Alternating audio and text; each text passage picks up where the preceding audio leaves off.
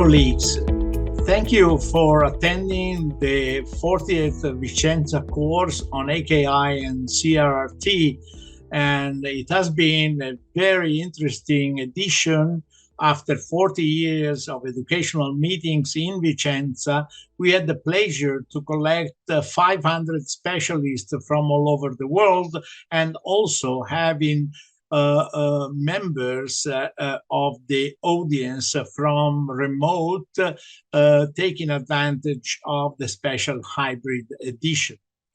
In this occasion, I would like to somehow convey the meaning of this course, and we have decided to get together with some speakers to provide to everyone a kind of a summary and highlight of what has been the mainstream and the main topic in the meeting.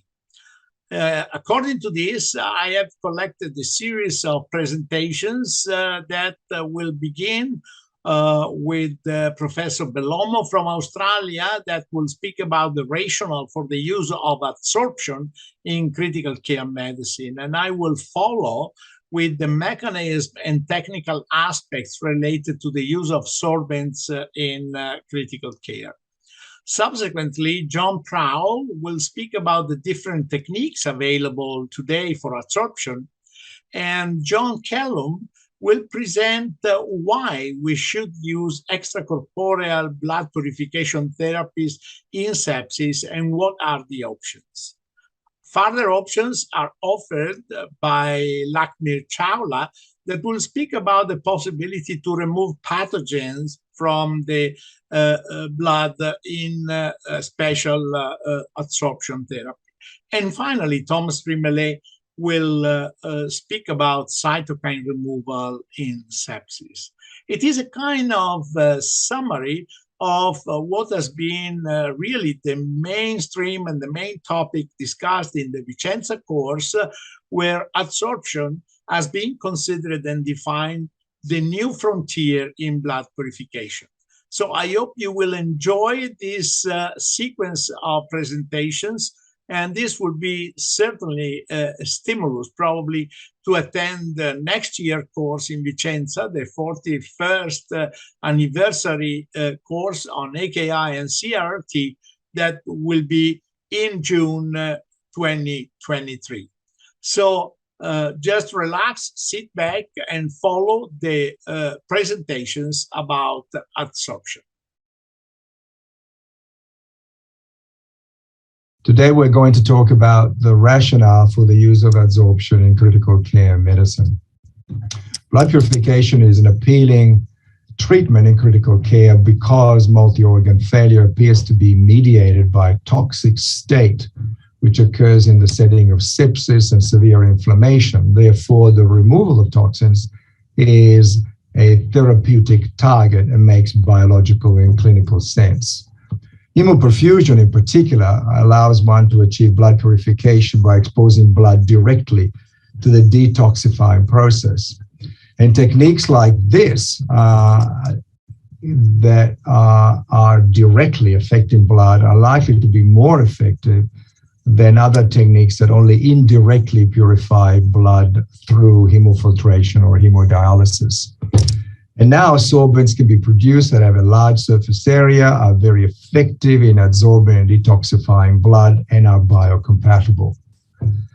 The humoral theory of sepsis in particular is very supportive of this concept because most of the molecules that appear to be toxic are in the middle molecular weight and are not generally protein bound, and therefore they can be a very reasonable and achievable target during blood purification with hemoperfusion. And this is a list of some of the clinical mediators that are most likely to be removed by intervention.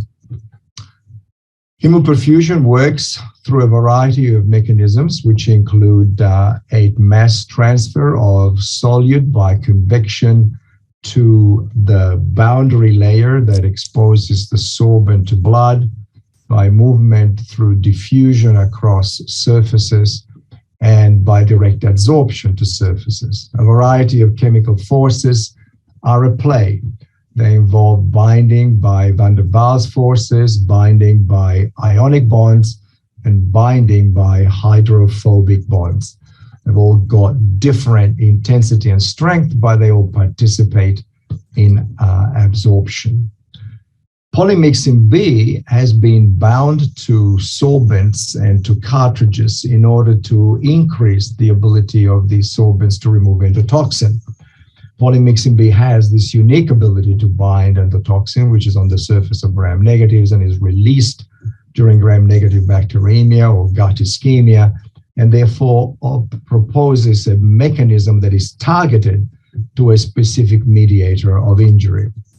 A cartridge is being created by Toray, and this is the cartridge that is available, where polymyxin B is bound to fibers and therefore can come into contact with blood and remove endotoxin.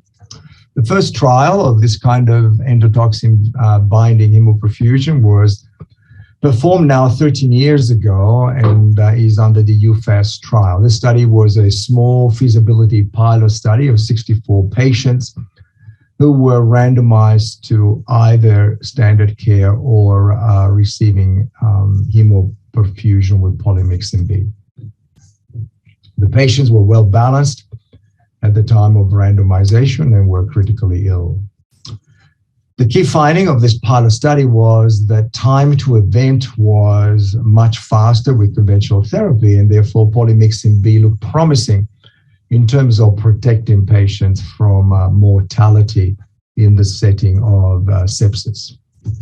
This led to a larger trial conducted in France where polymyxin B hemoperfusion was applied to patients with septic shock due to peritonitis. This is a multi-center randomized controlled trial, and it involved a larger group of patients, about 230 or so.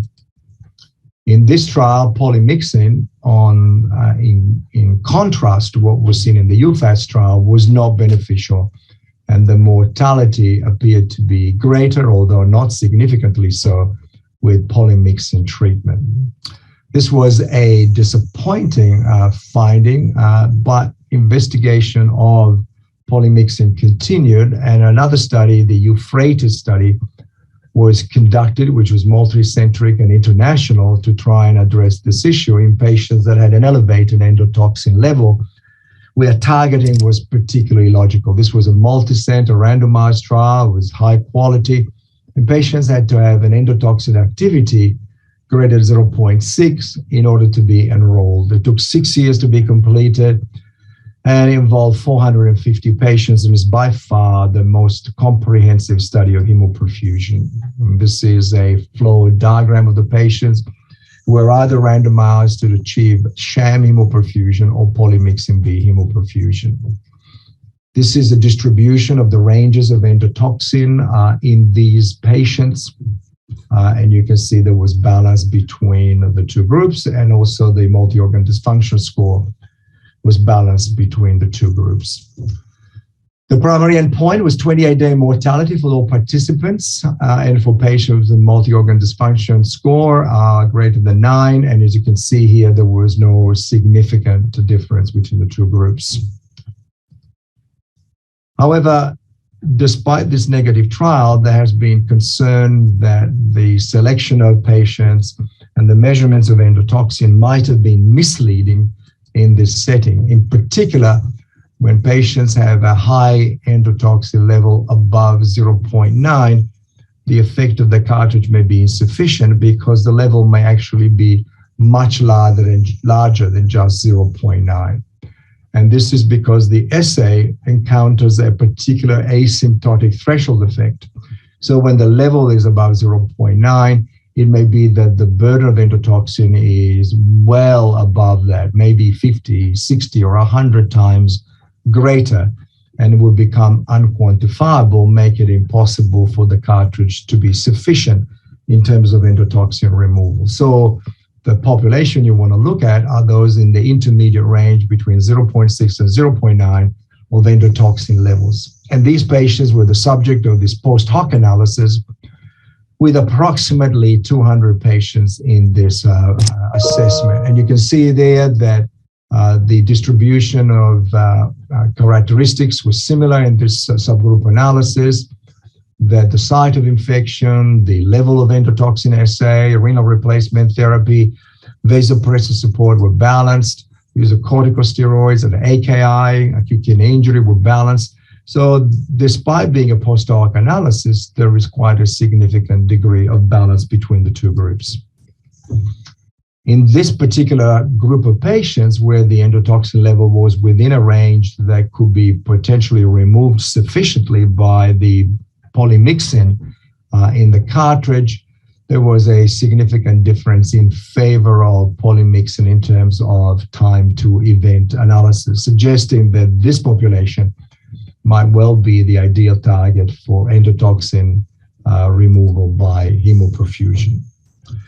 Many of these aspects, both technical and clinical trial-based, have been recently reviewed by an article we published in Critical Care, where we summarize the evidence, we summarize the technology, we review the circuitry and the mechanisms involved in hemoperfusion. And this is a typical circuit that we have depicted in a diagram. But there are lots of different ways in which hemoperfusion can be applied. A particularly attractive one is to have it as part of a circuit, which also includes continuous renal replacement therapy. And this is a picture that shows the combined application of continuous hemofiltration together with direct hemoperfusion. But it's also possible to do it in different ways. For example, by removing plasma first through a plasma filter and then adsorbing the plasma with a sorbent. But of course, this is a more complicated circuit. And in patients with ECMO, it is, of course, relatively easy to have a side circuit that involves the hemoperfusion cartridge.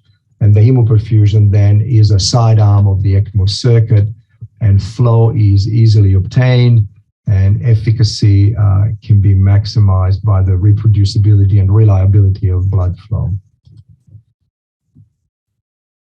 Hemoperfusion has not just been applied to the management of sepsis and the removal of endotoxin, but it has also been applied to a variety of conditions, such as the removal of bilirubin, the management of liver encephalopathy, the management of intoxication with drugs or poisons, and the treatment of other aspects such as hemodialysis-associated pruritus. And of course, because these interventions are limited in duration and scope, and because the patients are not frequent, no large randomized controlled trials exist yet to confirm the clinical efficacy of these interventions. The CytoSorb device is another commercially available sorbent that has been manufactured and used in the care of critically ill patients for many years, and that has come to a more comprehensive testing in the clinical environment during the COVID-19 pandemic.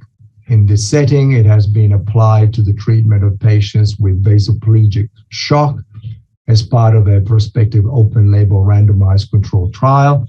And in this trial, the CytoSorb treatment did not improve the resolution of vasodilatory shock. It has also been applied to the treatment of patients with COVID-19 that were requiring extracorporeal membrane oxygenation. This was a single-center, open-label, randomized controlled trial. And this study, again, early treatment with hemoperfusion did not reduce interleukin-6 level and did not have a survival advantage, and in fact, showed a trend towards a negative effect on survival, supporting the view that the application of CytoSorb is ineffective and not helpful in the treatment of patients with severe COVID infection-related critical illness. And this has led to editorials and systematic reviews all of which highlight the fact that our knowledge of the clinical consequences of hemoperfusion remains very limited, and a lot of research is necessary in order to better understand how to use these devices and whether these devices are clinically effective. Finally, more recently in Circulation, the results of the large randomized controlled trial in cardiac surgery patients that had infective endocarditis and were felt to be at particular risk of a strong inflammatory reaction to cardiac surgery has been published.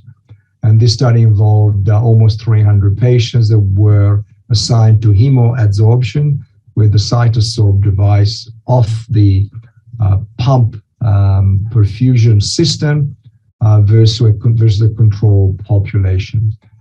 The primary outcomes was a change in SOFA score, and this did not differ between the patients treated with hemoperfusion and those treated with standard care.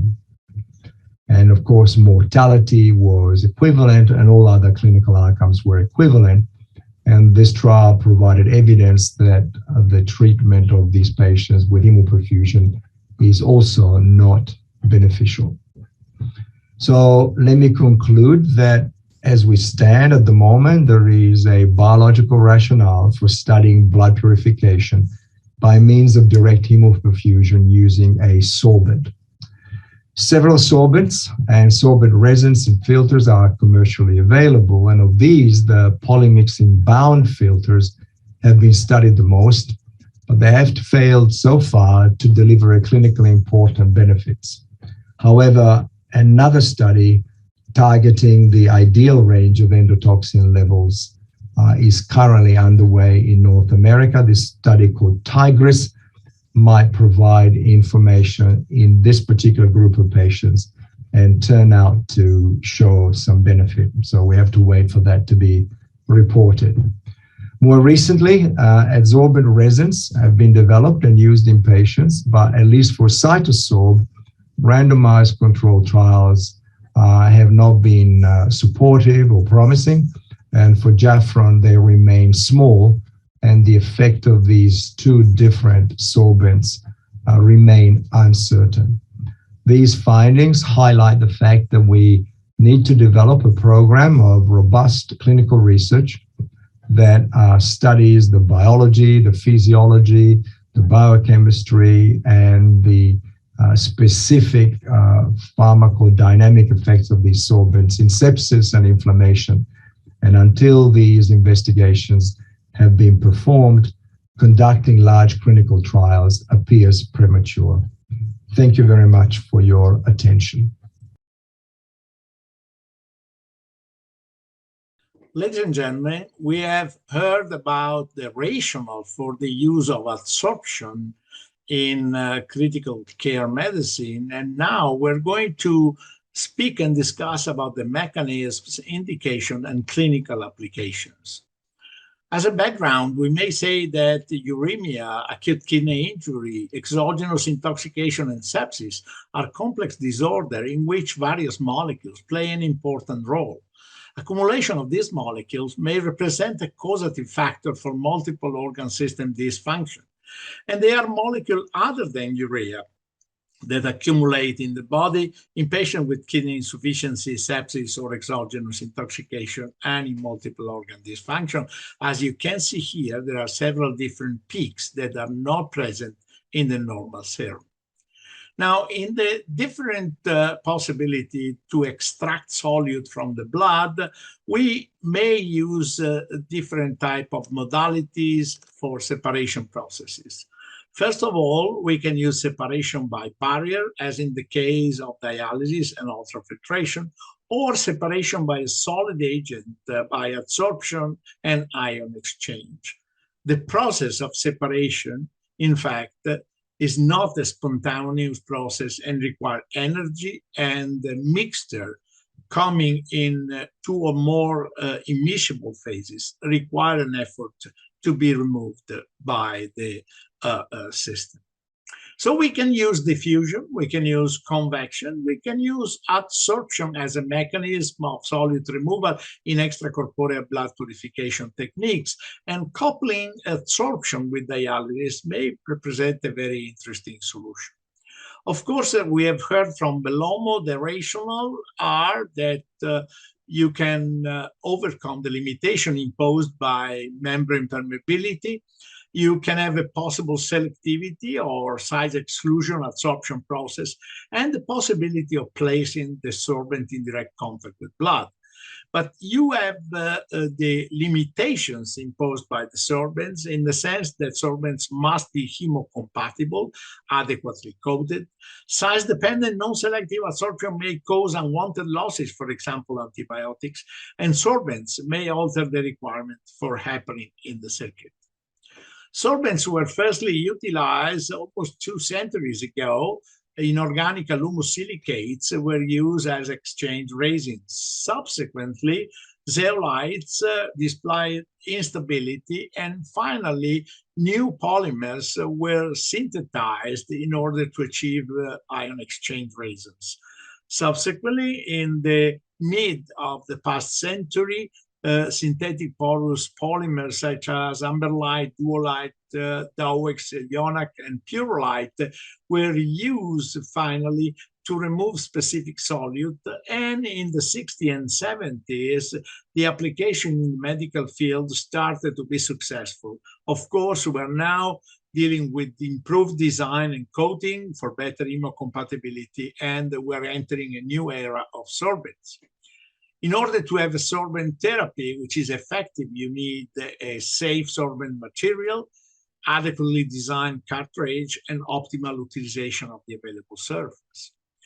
Among the requirements, you have high selectivity and affinity to enable sharp separation, high capacity to minimize the amount of sorbent needed, favorable kinetics and transport properties for rapid adsorption, chemical and thermal stability, low solubility in the contacting fluid, hardness and mechanical strength to prevent crushing and erosion, free-flowing tendency for ease filling and emptying of the packet bed, high resistance to fouling for long life and low solute interference, no tendency to promote undesirable chemical reaction or side effects, and maybe possibility of regeneration and possibly relatively low cost. Solvents can be natural, such as aluminosilicates, zeolites, inorganic porous polymers, or porous carbons, cellulose derived. But they can also be synthetic, where the functional monomers can be linked into linear polymers, or highly functional monomers can be cross-linked with divinyl benzene to provide a three-dimensional structure. Also, sorbent materials can also be functionalized on the surface, as in the case of polyamide fiber functionalized with DAA, polystyrenic fibers functionalized with polymyxin B, or copolymeric particles. Today's art of hemoperfusion includes advantages and rationale such as overcoming limitation of dialysis membrane, potential selectivity of the process, and possibility of placing the sorbent in contact with blood. The requirements, as I mentioned, are hemocompatibility, mechanical strength, no fouling or clotting activation, and well-designed cartridge. Sorbents, biomaterials, and devices are variable today. We have charcoal, we have Plassorba and coupled plasma filtration adsorption, new resins for hemoadsorption, including Betasorb from Renaltech, Thorine Mixin, Cytosorb, Jafron HA and DS series, the Hemo Purifier, and the affinity binder Seraph 1000. In all cases, hemoperfusion means to circulate blood of the patient through a packet bed that is characterized by a specific sorbent material. In the past, little level of hemocompatibility led to adverse reactions such as chills, fever, cutaneous rash, thrombocytopenia, leukopenia, luminol load. And it's not difficult to understand why, because this is the surface at the scanning electron microscope of the uncoated carbon. while coated surfaces may represent the possibility to have a minimal or no interaction with the blood of the patient. Hydrophobic resins are therefore generated in this sense and are coated with biocompatible materials, leading to a very smooth surface of the beads. And they come generally, as you can see here, in beads that vary in dimension between something like 5 to 200 microns. The surface of these beads is largely porous, and porosity can be measured with different type of methods. Also, the surface tend to be smooth. Some cases, proteinaceous material can deposit on the surface and may limit the permeability through the three-dimensional structure. Cytosorb was one of the first resin utilized for the removal of cytokines, coming from the experience of Betasorb, that was a sorbent designed for removal of beta-2 microglobulin. It displayed very good biocompatibility and demonstrated in this paper published in Blood Purification a very different behavior compared to classic cellulosic membranes. More recently, neutral macroporous resin adsorbing beads were developed by Jaffron in China. And this is the picture by transmission electron microscope of the bead surface and the section with the pores. We studied the biocompatibility of this new resin, and we used a special device in our lab called Galileo, where we circulated and tested with the monocytic human line U937 the response to the contact to the resin. We used static test for 24 hours incubation and dynamics test with 2 hours recirculation of the medium. And we use specific cytofluorimetric assay by annexing 5 and FITC conjugated kit. As you can see here, there is almost no difference between the control solution and the cartridge solution with the cells incubated in static and dynamic way for viability, for apoptosis, and for necrosis, displaying maximum hemocompatibility of the sorbent. What are the mechanisms of absorption of porous media? Well, for the adsorption, there are several steps that are required. The first is called external or interphase, where the mass transfer of the solute from the bulk fluid is brought by convection through a thin film or boundary layer to the outer surface of the beads. Internal or intraphase, where the mass transfer of the solid by convection comes into the inner surface of the structure through the pores. And finally, there is surface diffusion along the porous surface and adsorption. The most uniform flow profile can be obtained when beads are packed carefully with spherical particles of equal size, with the packing density that varies between 35 and 60% approximately. And this guarantees a specific flow distribution analysis. We tested this flow distribution with a special CT scan measure, and you can see here that cartridges with different characteristic and volume, from HA130 to HA380, the progression of the dye injected is practically a blood flow. How to apply hemoperfusion and sorbent? You can do this in direct hemoperfusion in an extracorporeal circuit. You can combine this with the CRRT filter, or you can use a plasma filter, separate plasma from blood, and then, of course, you can move the plasma through the sorbent and finally reconstitute blood in the venous line. You can also combine this with CRRT in a plasma filtration adsorption plus CRRT circuit. You can also combine the sorbent in an ECMO circuit where generation of cytokines is almost the rule. And finally, you can use several different sorbents in the plasma filtrate in order not only to remove cytokines, but also to remove, for example, bilirubin and bile acids and other products that the liver cannot remove in case of acute liver failure. And this is the isotherm we studied in terms of removal of bilirubin by a specific mini module containing a special BS resin from Jafra. The kinetics, as you can see here, is quite interesting, except for the very first minutes. It becomes almost linear, and it does not show saturation until 800 minutes of utilization. For all these reasons, there is a broad spectrum of absorption cartridges today that can be utilized in chronic hemodialysis in combination with dialysis, in acute conditions, in intoxication, and in acute liver failure.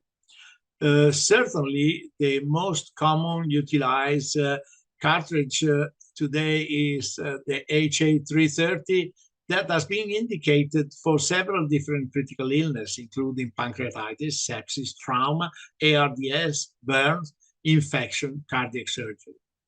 And this three-dimensional characteristic of the resin allows you to use it both in isolated hemoperfusion or in combination with CRRT in a way that a wider spectrum of molecules can be removed. For this reason, the indications are expanded to pancreatitis, are expanded to the combination with ECMO circuit, as you can see in this slide, and can be utilized both in series or in parallel with the circuit. Clinical experience and experimental experience in small randomized trials have demonstrated significant reduction in interleukin-8 and interleukin-6, showing specific improvement in length of stay, length of ICU, and SOFA score. But also, unexpectedly, in some cases, was found improvement in ICU mortality. Normally, what you can find, for example, in this case of sepsis-induced acute lung injury, is a reduction in cytokines in the bronchoalveolar lavage and in plasma when the patients are treated with this specific therapy. Once again, ICU mortality displays significant difference, 28-day mortality, significant difference in a group where actually acute lung injury is leading to very high mortality in the control group. There are other case series coming from China in the use of cardiopulmonary bypass with significant reduction in concentration of cytokines and shortened mechanical ventilation time and reduction in ICU stay. This is another study done in patients with multiple organ dysfunction syndrome, 30 patients, so a small study with significant difference in concentration of cytokines. In this case, there was no difference in 28-day mortality. Nevertheless, there was an improvement in the general SOFA score of the patient. In acute epidermal necrolysis, this retrospective cohort study has demonstrated a much better survival in case of early application of CVVH plus hemoperfusion. And we must say that not only survival was improved, but there was significantly shorter hospital stay and less symptoms, including less antibiotic duration. This is another case in which after hemoperfusion combined with hemodialysis, there was an improvement in HLA-DR expression in the group where the sorbent was placed after plasma separation compared to a classic hemofiltration system. In case of pancreatitis, significant reduction in triglyceride, cholesterol, and other typical cytokines are normally observed, but the specific kinetics of cytokine has been demonstrated, showing that approximately between 6 and 12 hours, most of the absorption for cytokine reaches a plateau. And this suggests a partial saturation before 12 hours, and the use of more frequent cartridge change possibly to be useful for patients. Finally, when you consider the septic cascade and the sequence of events from infection to immunodysregulation and organ damage, at this point, the presence of different PAMs and DAMs may require extracorporeal blood purification techniques. And at the beginning, endotoxin can be removed by specific absorption, as Professor Kellum will present us, while cytokine removal, as Thomas Riemele will present, represent a significant option and possibility for immunomodulation. PAMs and DAMs are produced after infection, major trauma, tissue necrosis, pancreatitis, and among pathogen-associated molecular patterns, endotoxin represents one of the most important molecules, while DAMs are mostly represented by precursors or cytokine themselves. As you can see here, the pathogen-derived system, it makes sense to apply quite early these substances because they may represent the triggers for the host-derived danger-associated molecular patterns that will appear later on in the cascade of events.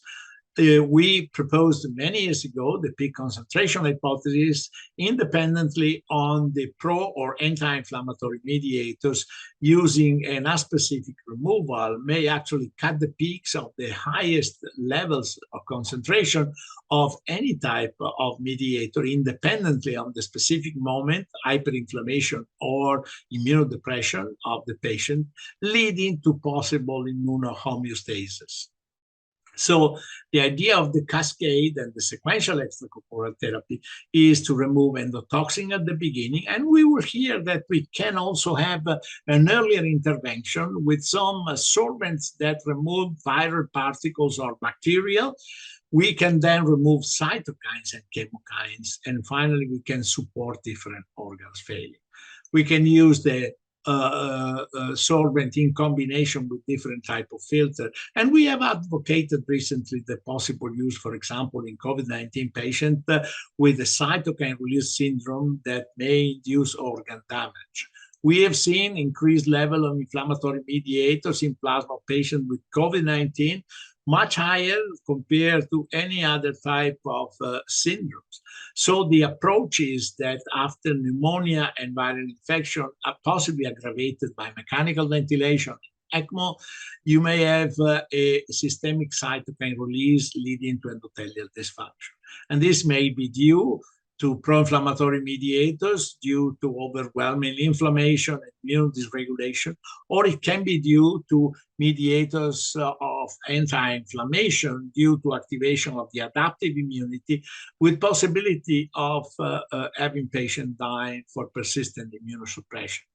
In this situation, blocking the peaks of both pro and anti-inflammatory mediators by sorbent combined with CRRT may represent a possibility of a non-specific cytokine blockade and endothelial protection to support organs. This can be done with simple sorbent or sorbent in combination with CRT. And this is what has been done in many patients during the COVID epidemic, where the HA380 was utilized in several clinical settings, including our own hospital. This is a case of a patient admitted with fever, hypotension, respiratory failure, undergoing mechanical ventilation on day one, finally displaying hypercoagulability and high level of inflammation. In days 4, 5, and 6, treated with hemoperfusion with HA380, and finally displaying hemodynamic stabilization, normalization of cytokine levels, decreasing inflammatory parameters, and improved pulmonary exchange until extubation on day 12. But not only that, we also observed the biological effects, including improvement in levels of cytokines, decrease in the need of noradrenaline, improve in endothelial response and mean arterial pressure, and improvement in phagocytic capacity and expression of TNF when incubated with endotoxin by the monocytes of the patient that before the treatment displayed a kind of immunoparalysis. Subsequently, we found that 48 hours after the treatment, patients may display an improvement in the capacity to present the antigen with increased HLA-DR expression on the surface of monocytes and the increased number of monocytes expressing HLA-DR. We know that in some patients, intoxication by drugs, biotoxin, pesticide, herbicide, rodenticides, industrial toxin may represent a potential threat, and this case adsorption is probably the only approach that applied early may save the patient. In this case, there is a specific resin that absorb different toxicants and may also prevent dissemination of the toxicant to the tissues. This is a case of a study with patients with severe organophosphate poisoning and prognosis that was really bad, but the treatment with hemoperfusion led to an improvement in the rescue of these patients, and the rebound rate and mortality were significantly lower. Again, this is a patient with organophosphate poisoning that seems to benefit from repeated hemoperfusion sessions, and they end up with less atropine use, shorter time to coma recovery, higher cure rates, shorter time until normalization of cholinesterase level, lower latent myasthenia syndrome, and high survival rates. More frequent therapy is more effective than a single session. This is a case of 85 patients treated with hemoperfusion in case of paraquat intoxication. And again, the clearance can be increased by more frequent rather than longer duration due to the special kinetics of paraquat. So in conclusion, adsorption represents an interesting option for blood purification. Different sorbent materials are available and modern chemistry can help. Optimal biocompatibility, mechanical strength, and low toxicity are essential. Adsorption capacity can be tested with specific isotherms. Different options are available for utilization of sorbents in practice, and they may be the doorway for wearable, portable, and waterless dialysis in the future.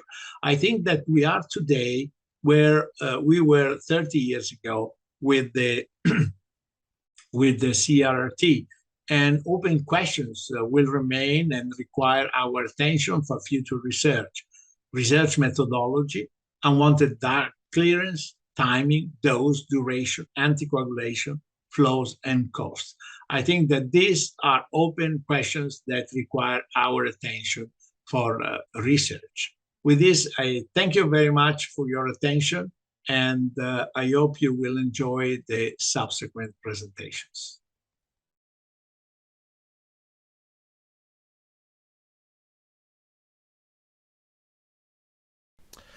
So I have a few disclosures, but in particular I've received some research support from Jaffron Biomedical, who are one of the leading manufacturers of absorption devices, but they had no input into the contents of this talk. So where do you go for further information here? Where did I go? Well, an excellent review written by those great experts, Claudio Ronco and Rinaldo Bellomo, has gone through many of the different aspects of hemoperfusion. I direct you to this paper, and the things that I've taken from it, I take unashamedly in this presentation, but I'm going to also give you my own personal perspective.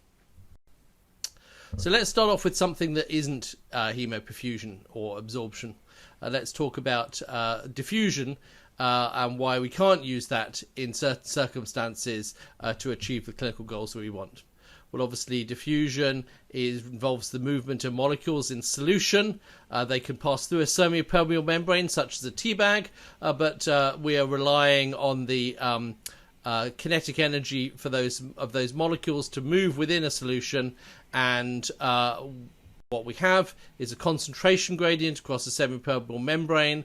There is more movement in one direction than the other by virtue of the fact that there are more molecules on one side than the other. Eventually concentrations would equilibrate and there would be no net movement, although the molecules would be still moving around as swiftly as before. However, with diffusion, we can get excellent efficiency by exchanging the solution on one side of the membrane to maintain a high concentration gradient and get very effective movement of molecules. But there is one primary requirement of this, and it's not to do with the membrane itself, which is really just a grating that will allow anything to pass through it as below the molecular weight cutoff. It's actually the size of the molecule itself, because the diffusion coefficient, which relates to the speed at which the molecules are moving in solution, is related to molecular mass in this reciprocal fashion, and small molecules will diffuse very rapidly, but even moderately large molecules diffuse very, very poorly. So, of course, we can exploit other methods across the semi-permeable membrane. So, as opposed to making a cup of tea, convection is rather like making a cup of coffee. And this involves a semi-permeable membrane that's, again, gating. It lets anything smaller than the cutoff through.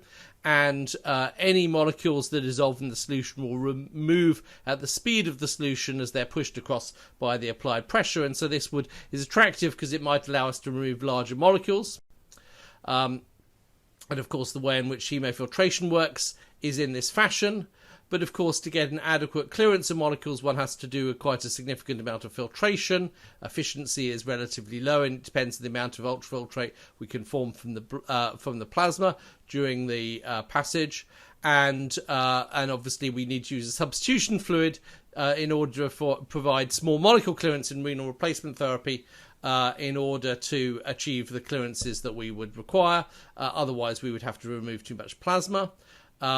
And the membrane itself has a cutoff, and we're not moving larger molecules than that by the processes of convection. Good for small molecules, and we can adjust the contents of the substitution fluid to achieve our goals. But what about removing middle molecules and larger molecules? Well, if we look here at some membranes that are available, one can see that the kind of membranes that we use for CRRT, which are high flux membranes, do have the potential to clear some smaller molecules. However, once we get up to even moderately sized cytokines, this efficiency is falling, and even a super high flux membrane such as the EMIC, which is manufactured by Fresenius in green, will still be very ineffective at removing something like IL-10 that we may wish to regulate. And so we were seeking some other mechanisms in which to remove other mediators from the circulation beyond the performance of renal replacement therapy and the regulation of small molecules, uremic toxins, electrolytes, etc. Because this is really what we want to do. We have situations where our critically ill patient has been injured or become susceptible to systemic infection, and there are the release of damage and pathogen-associated molecular patterns. These activate components of the innate and acquired immune system and cause the release of inflammatory mediators. And these, while protective responses can become pathophysiological in excess, contribute to other endothelial and organ damage, and also contribute to immunosuppression, and you get a vicious circle of further tissue damage or further susceptibility to infection. And so, obviously, we would like to potentially intervene we can try and tackle these inflammatory mediators, but obviously a cascade has already occurred at that point. And what you will remember, of course, is these inflammatory mediators of varying molecular weight, and some of them are easier to regulate than others. And also there is the possibility that some of these are present in the circulation only as spillover, and the deleterious effects are happening in the tissues. It might be better to try and target some of the damage and pathogen associated molecular patterns, which are perhaps the triggering the process, and we have to consider techniques that can address these. Okay, so what if we do want to remove larger molecules from the circulation? We have a technique that does this. It's called plasma exchange. It's obviously commonly used in the treatment of autoimmune diseases and settings such as that.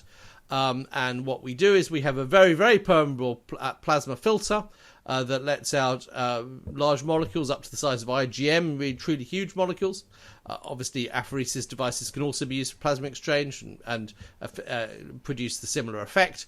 And then we return plasma, and we give 1 to 1.5 times the actual calculated plasma volume in a treatment, and typically you might give 5 or 7 treatments to an individual. Now, what we've got to realise here is that what we're doing in a given treatment is we're perhaps exchanging about 5 litres of plasma. So that's a relatively low clearance rate if you think about it in terms of millilitres per minute over the course of a single day, and obviously it's been given as one isolated therapy.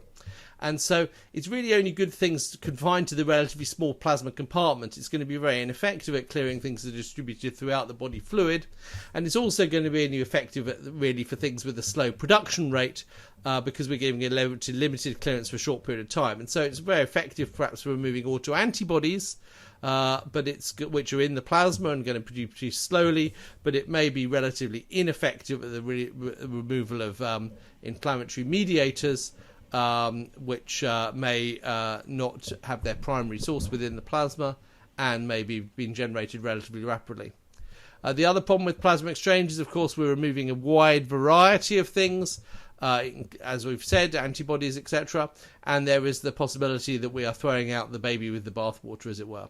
So can we go for something that's going to be a little bit more specific and something that we can use without the in a fashion where we get a higher clearance of middle molecules and larger molecules from the circulation, apply more semi-continuously? Well, this is where we come in with adsorption. And so what we're talking about is adsorption, is exploiting the membrane or whatever artificial substance we're putting in the extracorporeal circuit as a way in which it can actually bond with molecules and thus remove them from the liquid phase. And obviously this is something that was not necessarily going to be so dependent on molecular weight or necessarily on diffusion. It really requires contact, and we'll talk about how we achieve that in a second. But obviously it involves specifically the interaction of the molecule in solution with a solid phase.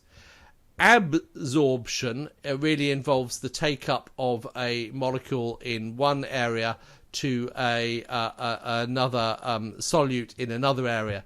And so dialysis actually involves the absorption of, say, urea into the dialysate.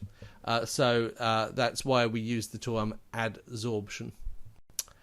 Okay, so here's a mechanism by which we could exploit adsorption, binding of molecules to the membrane, or which might otherwise be used for diffusion or convective clearance. And this is a schematic here which has a hollow fiber membrane, but what happens is that molecules that pass out, liquid that passes out through the fibers is merely mixed back in with the outflow, and so you're not removing any plasma water, but you're maximizing the interaction with the membrane to maximize the absorption of molecules that bind to the membrane as it passes through the filter.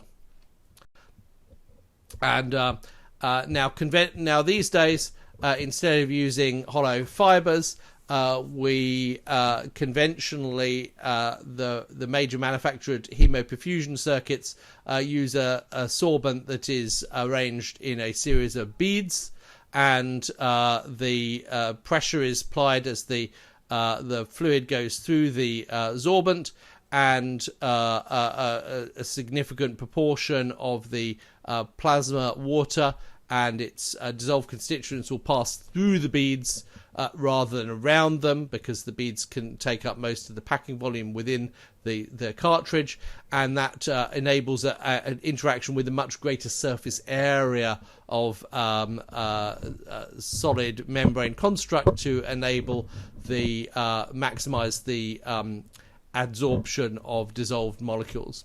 And so it's very simple. We merely have a pump and a cartridge, and you would use a blood flow similar to that you'd use in a conventional extracorporeal circuit, and there's absolutely nothing in terms of ultrafiltration going on here. In terms of a circuit, there is just a cartridge. So what about the membranes that we're looking at here? Well, obviously in the past a number of other things such as activated charcoal were used for hemoperfusion, but what we're really talking about in this lecture is more sophisticated and biocompatible modern membranes, and these are principally styrene dibenzyl benzene copolymers. Different manufacturers may have different additional modifications on them, which may or may not have some advantages, and I won't go into that further, but this is the structure of this membrane here, and as I've alluded to, the polymers themselves are arranged into beads, and what we see is that the fluid is able to pass around but also through the beads. As we see here, the beads have this porous surface, and they're densely packed within the cartridge, and so this allows maximum access of the plasma to the absorptive surface. And as you can see here, that while there is flow around the beads, and therefore larger molecules that don't have access to the bead interior are like like immunoglobulins won't interact, and this also obviously includes cells. The plasma water itself, with dissolved constituents smaller than the membrane cutoff for these filters, which is quite a large one, are able to access the interior, and they are then able to maximally interact with a massive surface area of membrane, which is extremely large, and we will see that in a second. Is there a role for diffusion at all? Well, obviously, what you've got here in D is the plasma water flowing through the channel here, and actually to interact then with the membrane itself at the very point there may be some diffusion across the area of flow, because obviously the molecules are being moved by convection through the bead, but to actually get right onto the surface there has to be an element of diffusion. Obviously, we're talking about large molecules that diffuse very slowly, and that means that we have to have very, very small channels with very close contact to enable that to occur. And so the structure of the membrane really enables these larger molecules to come in very close proximity to the membrane and then interact with it. Okay, so how does actually the adsorption work? Well, it involves weak ionic bonds, van der Waals forces, and strong hydrophobic bonds. And actually this means that obviously larger molecules will interact a little bit more strongly because they're going to have more of these weak interactions. Okay, and so this is why hemoperfusion is very good at removing these kind of middle molecules, and that's really what we're targeting. The surface area to volume ratio is extremely large, so 300 to 1200 meters squared per gram. This is now obviously the extent to which that is all clearly accessible to the liquid is not going to be complete, but it does represent a vast area for potential interaction. It tends to be that these sorbents that we impaired are classified according to the size of the pores and to some extent their inner structure, which will affect the molecular selectivity of the adsorption.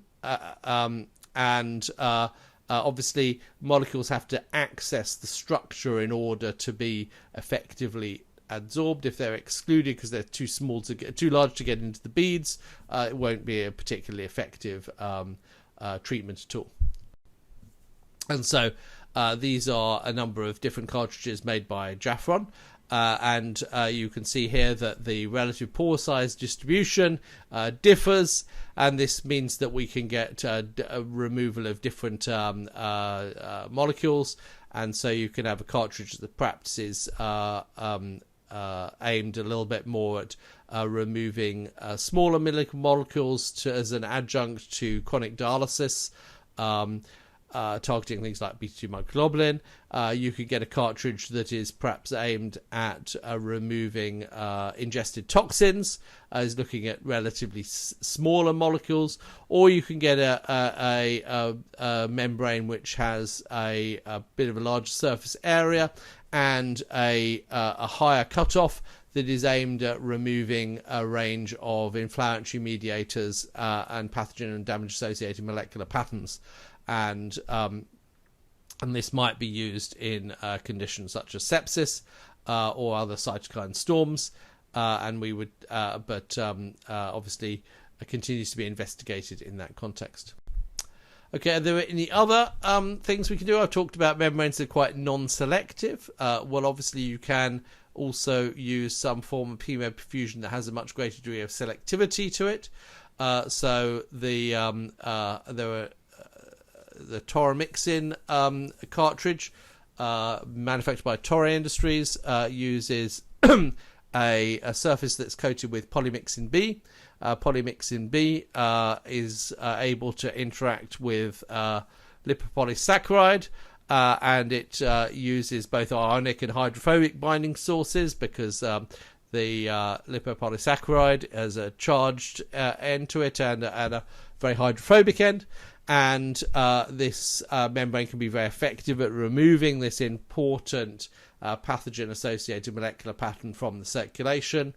And there have been a number of studies looking at this membrane, which you may hear about in other talks. And there's continuing investigation of this and other similar products in the treatment of gram-negative sepsis, mostly aimed about identifying those patients who would benefit from this therapy and targeting it to them.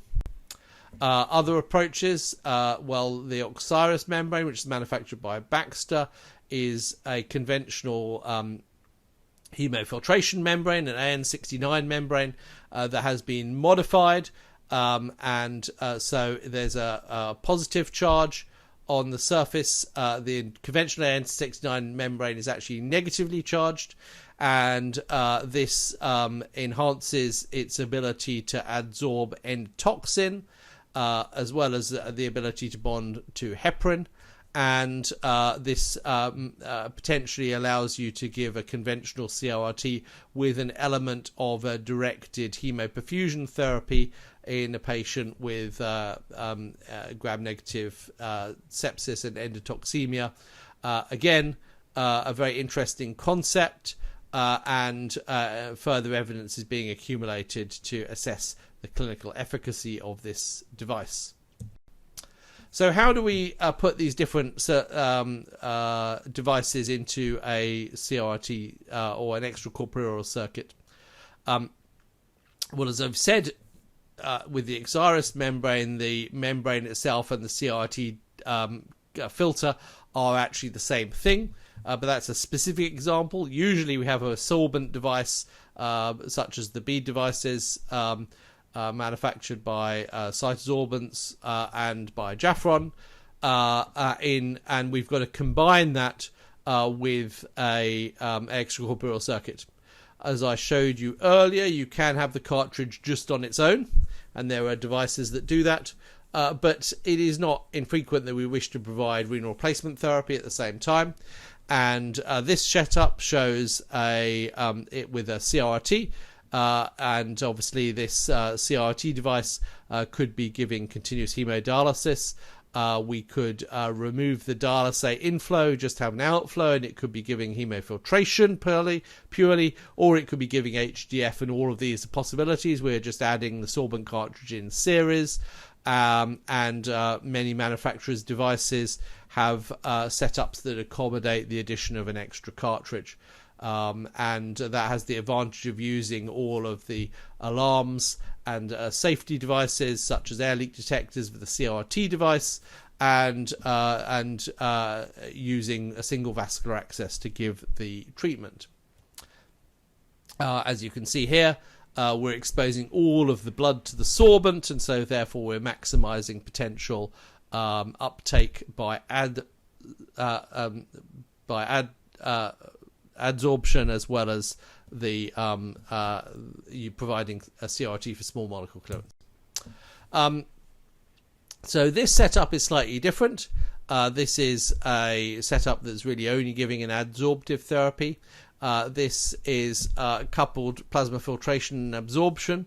And what we're doing here is we're extracting the plasma in a plasma filter, but rather than by just providing plasma exchange, where we just then infuse some separate plasma, which has significant limitations in terms of the volume that can be applied, we are treating the plasma with a sorbent and then reinfusing it. Now this is a useful technique, particularly if we're worried about biocompatibility. We're worried about the sorbent from interacting with perfused blood cells, activating leukocytes, thrombosis, and other adverse factors of having the sorbent cartridge directly exposed to the whole blood. So this setup has been used in a number of settings, and perhaps is particularly attractive when one was using older, less biocompatible sorbents, such as various forms of activated charcoal. The principal limitation is obviously we're exposing only a fraction of the plasma. There'll be a maximum amount of plasma flow rate that you can get out to avoid excessive hemoconcentration in the plasma filter and clotting. And so rather than treating, shall we say, 100 mils per minute of the plasma, reflecting all the plasma in the blood to the sorbent, we're only exposing 10 to 30 mils per minute. And so that's inherently going to limit the clearance in this setup. Of course, if we do have this setup, we can also plug in a CRT circuit as well. And there are a number of devices which will accommodate this. But obviously the more complex you make the extracorporeal circuit, the more potential there is for things to go wrong. Another attraction of this setup is that one can combine a number of sorbents, and this is the what we call the DP mass setup, and which stands for double plasma filtration molecular absorption system. Although actually in this setup we're just doing one set of plasma filtration, and we got the two sorbents in parallel rather than having two plasma filters. So it's really double molecular adsorption rather than double plasma filtration. But putting that on one side, you can have two different sorbents with different characteristics to target different potential mediators in the circulation that you might want to modify, and obviously where these may have greater or lesser degrees of biocompatibility, and so we're treating only the plasma rather than the blood cells again in this technique. So when might we want to use this DP mass approach? Well, it's been suggested for things like the treatment of acute liver disease. We can have a bilirubin absorption column, which uses an anion exchange resin that can tackle some of the elements of fulminant hepatic failure, and then we can combine that with a hemoperfusion cartridge that might be targeted at removal of inflammatory mediators to address other aspects of the patient's multi-organ failure, and potentially provide a supportive therapy, perhaps as a bridge transplant or something like that. Once again, there have been a number of different techniques, including albumin dialysis over the years, that have attempted to do similar things, and really this is perhaps that represents a combination of these approaches in a more attractive but still practicable to implement at the bedside approach, but it will require extensive work to validate this approach as something that can favorably impact patient outcomes. So this brings us to our unanswered questions. So really, there are still a number of unanswered questions about some of the basic aspects of the absorption process and how it's actually occurring in vivo, the properties of each sorbent, the mechanisms of absorption, and the potential side effects, including still aspects of biocompatibility, whether there can be activation of leukocytes, whether the membrane can actually kind of retain and represent inflammatory mediators on it. And so really we need to get a better understanding about the in vivo biological characteristics of these as we get more experience in their use. I think as a preliminary, it's going to be very important to understand ex vivo clearances, varying blood flow and duration of perfusion to define the optimal operating characteristics of these membranes for different target molecules, and also things that we may not want to be removed, such as antibiotics. We do need to identify meaningful target molecules and measure their intracorporeal and extracorporeal kinetics in vivo. You may have a membrane that can very effectively remove a given inflammatory mediator, but actually if that inflammatory mediator is being generated very rapidly and cleared very rapidly from the circulation, then the extracorporeal therapy may not have a meaningful impact on its steady state combination. It's in very high rate of turnover and you're not really adding anything to that. And so just the fact that it removes something in a static situation in the lab does not mean it's necessarily going to impact on the biological activity in vivo. And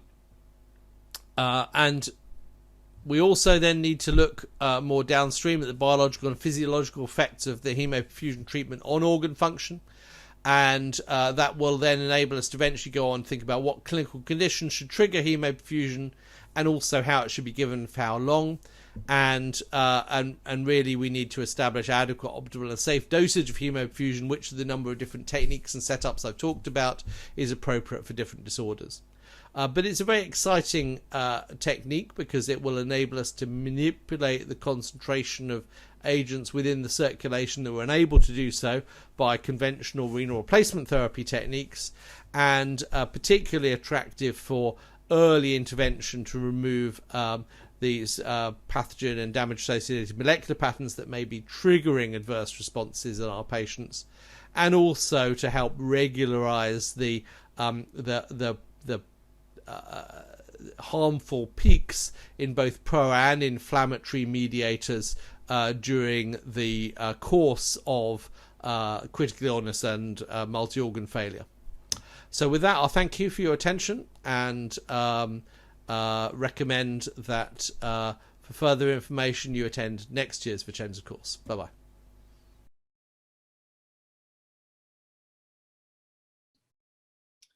Well, hello, I'm John Kellum from Pittsburgh, and this lecture is about blood purification and the underlying rationale for the use of these therapies in the setting of sepsis.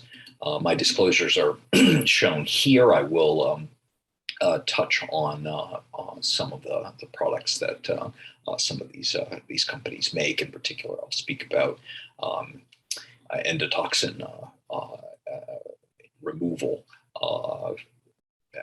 near the end of the talk. I'd like to start though with just sort of exploring what the extracorporeal therapy space looks like and what therapies we're including in this technology.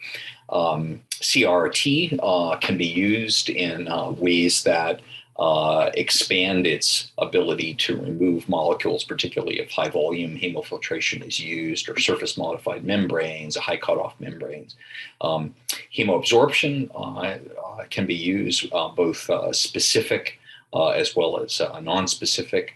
Plasma exchange can be used for this indication. And then there are combination therapies like coupled plasma filtration and absorption. The second thing, though, I'd like to touch on briefly is what we mean when we talk about immune dysregulation in the setting of sepsis. Sepsis is not the only condition in which there's immune dysregulation, and some of these conditions are classically treated with extracorporeal blood purification. So, for example, antibody-mediated diseases, complement-mediated syndromes, although some of these are now being converted to more specific therapies. Macrophage activation syndrome, or HLH, is another dysregulation syndrome that has traditionally been treated with blood purification. So sepsis is not the only condition in which immune dysregulation occurs, and in which therapies have been applied to try to modulate that inflammatory response.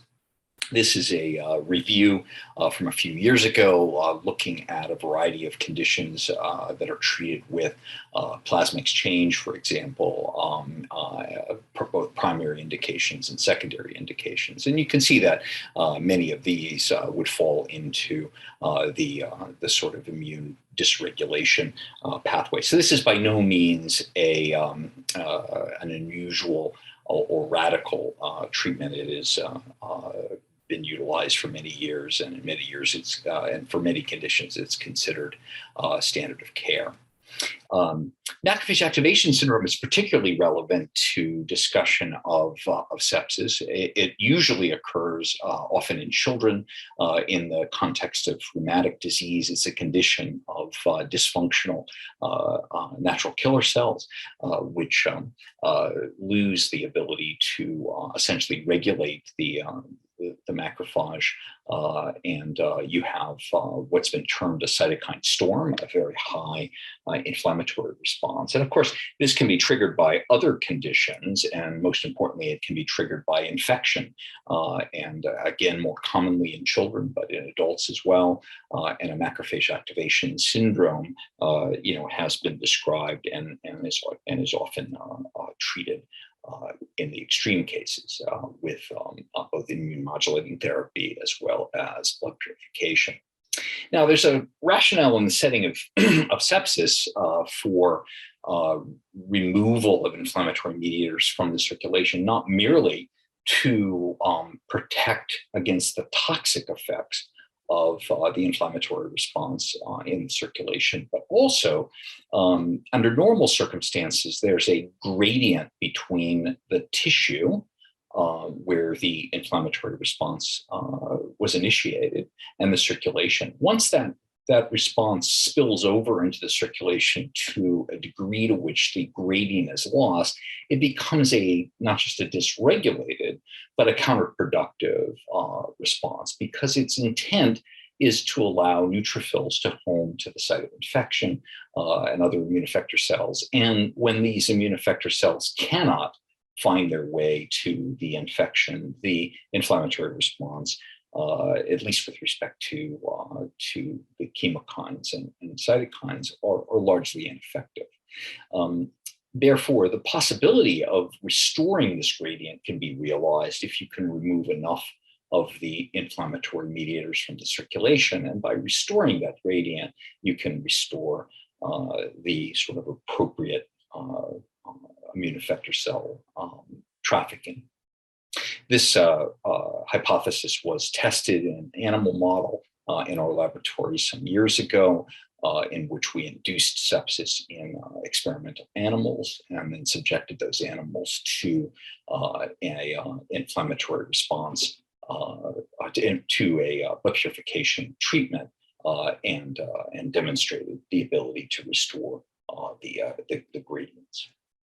Now, the molecules that therefore you can remove include not just the cytotoxic molecules, which have been the target of many studies in blood purification and sepsis, but also chemoattractants, and obviously restoring neutrophil gradients relies on molecules like IL-8, for example, but there are other chemoattractants for other cells. And then finally, there are DAMPs and PAMPs. The classical DAMP, of course, is HMGB1, and the classical pathogen associated molecular pattern is endotoxin, PS.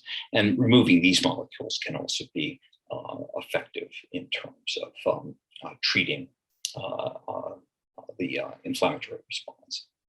Now, we know that there's enormous effect of these inflammatory response patterns on survival in sepsis. This was a study we did in pneumonia several years ago, in which we used a machine learning algorithm to separate patterns of cytokines, and we chose sort of a typical inflammatory molecule, IL-6, and an anti-inflammatory molecule, IL-10. And when both of those were in sort of a low pattern, the survival was the greatest, mortality was lowest. But when they were in a high pattern, you can see that there's a dramatic increase in mortality. And even after controlling for underlying comorbidity and other factors that contribute to mortality, you can still see just a very significant, we're not used to seeing hazard ratios in the sort of 25 to 30 range, but that's what we get when you do this analysis. So this very significant effect on survival.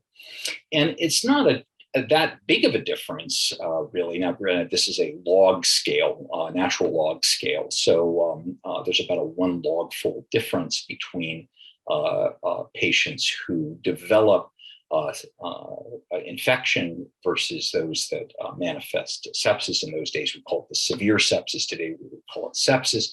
And then another log-fold difference between patients who develop sepsis and died compared to those that survived.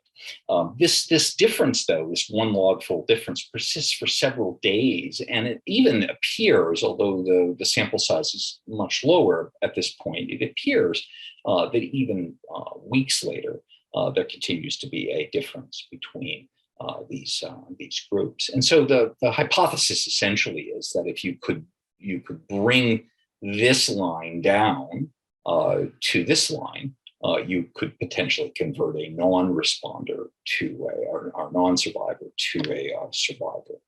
The problem is that these patterns are extremely heterogeneous. And so even patients who present with the same clinical phenotype, for example, septic shock, they can have dramatic differences in the levels of inflammatory mediators. And here I'm just expressing IL-6 and IL-10 together, and I can express them together by multiplying them, and that's the easiest way to retain all of the information, both molecules. And you can see that it ranges from very low concentrations, really normal levels that you and I might walk around with without infection, to levels that are orders of magnitude higher. And so this tremendous heterogeneity requires one to think about how you would select patients. And obviously, you would not want to include patients in this range in a study that was targeting patients in this range of inflammatory mediated response. And that's really the problem, because if you don't measure these molecules, you really cannot assess what their levels are simply by looking at the patient. That's demonstrated by the prior slide. All those patients had septic shock, and yet there was enormous heterogeneity. So one way to approach this is to use sort of a more sophisticated machine learning than I showed you moments ago. This machine learning algorithm was applied to a massive data sets, a set of data different sets of data. This work was led by Chris Seymour, and what we did here was basically to use a machine learning algorithm, artificial intelligence, to essentially find patterns in the data. And I'm just simplifying this by showing you this sort of end result, which is that 4 distinct phenotypes were identified. We termed these alpha, beta, gamma, delta, not realizing that these Greek letters would be applied to a pandemic a few years later. This has nothing to do with COVID, but rather simply describing 4 patterns of sepsis. And the input data for these patterns involve the clinical symptoms that the patient had and organ failure, et cetera, but did not include things like outcomes and inflammatory response. And you can see that there were the 2 phenotypes that had the most inflammation were the gamma and the delta phenotype. And these 2 phenotypes had much higher hospital mortality. The alpha phenotype, which was responsible for about 30% of 33%, about a third of patients, had a 2% hospital mortality.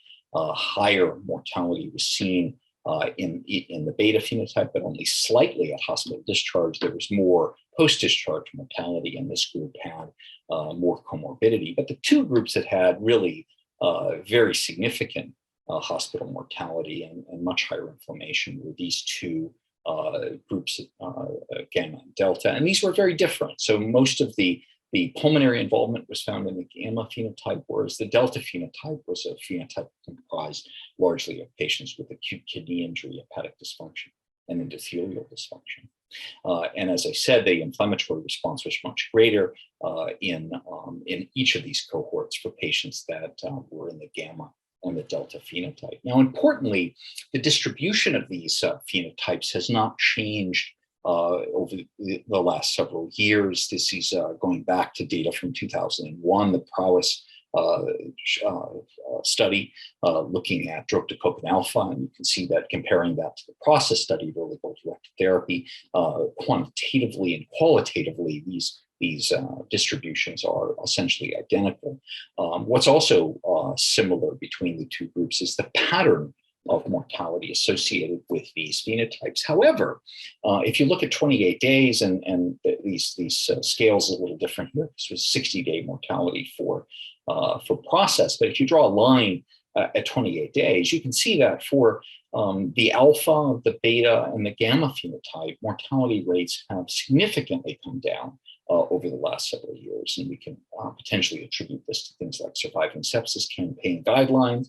But you'll notice that this group here, this 13% in this delta phenotype, have not changed at all. They remain the highest and essentially unchanged over the last 13 years. So you could potentially conclude that things like Surviving Sepsis campaign guidelines have been ineffective in really moving the needle on the patients with the most malignant phenotype, this delta phenotype. Now, the role of blood purification remains controversial because the best studies that we have of blood purification, like CRT, have shown no effect in terms of mortality when you compare sort of standard renal dose CRT to high volume hemofiltration. However, we don't really know whether this affected cytokine removal because it was never measured. Similarly, studies that have used a large, high pore size membranes to try to remove larger molecules. Again, no difference in outcome, but no real understanding of whether we affected cytokine removal because it wasn't measured. Meta-analyses, which compare not one form of blood purification to another, as have most of the trials have done, but if you select the few studies that have compared the use of blood purification to no blood purification in the setting of sepsis, you find that there is apparently a signal for benefit in these studies, and that benefit is primarily driven, or some contribution to plasma exchange. It's primarily driven by hemoperfusion. And most of that is coming from studies from Japan using polymyxin B hemoperfusion to remove endotoxin. No real effect of hemofiltration in these studies. Now, polymyxin B hemoperfusion is important because it's been utilized in countries like Japan for many years, utilized in other countries as well, including Italy, for example. But the most experience really comes from where it was invented, which was Japan. And studies like this, which have not randomized patients, but have looked at propensity matching to try to understand whether there is a benefit to the therapy, have shown fairly consistently that there is a benefit, although that benefit is relatively small. This is about a 6% absolute risk reduction in terms of mortality. Studies in the United States, like this one, have concluded that if there's any benefit at all, it's even smaller than that. It's about a 3% absolute risk reduction, which was not statistically significant in this study. However, a post hoc analysis of these data revealed that there are a group of patients, about 17%, that have really astronomically high endotoxin. And removing those patients from the analysis, again, in a post hoc manner, one finds that there's a significant effect on survival. And this is really the genesis or the rationale for the ongoing clinical study, the Tigris trial, which is enrolling patients in the United States, that's focused on endotoxin activity in this sort of treatable range and excluding patients with either too low or too high a level of endotoxin, as well as sufficient organ failure to ascertain the need for this therapy. So in conclusion, I would argue that blood purification is well accepted in certain forms of immune dysregulation, such as antibody-mediated diseases, some complement-mediated syndromes, macrophage activation syndrome.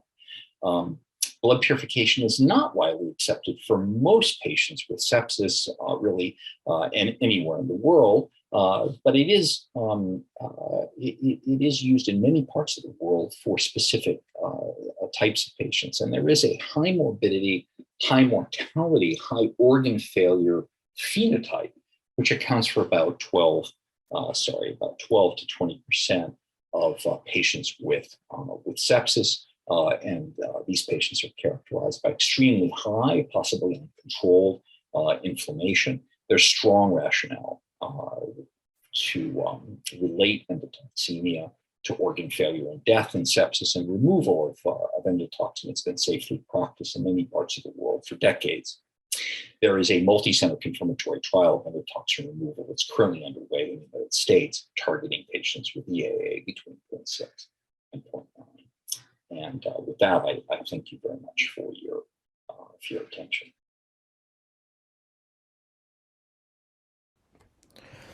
Hello, and welcome to this talk on pathogen absorption in critically ill patients. And in this talk, I'll be talking to you about different opportunities when it comes to removing pathogen and why this may be a very rational choice for your patients.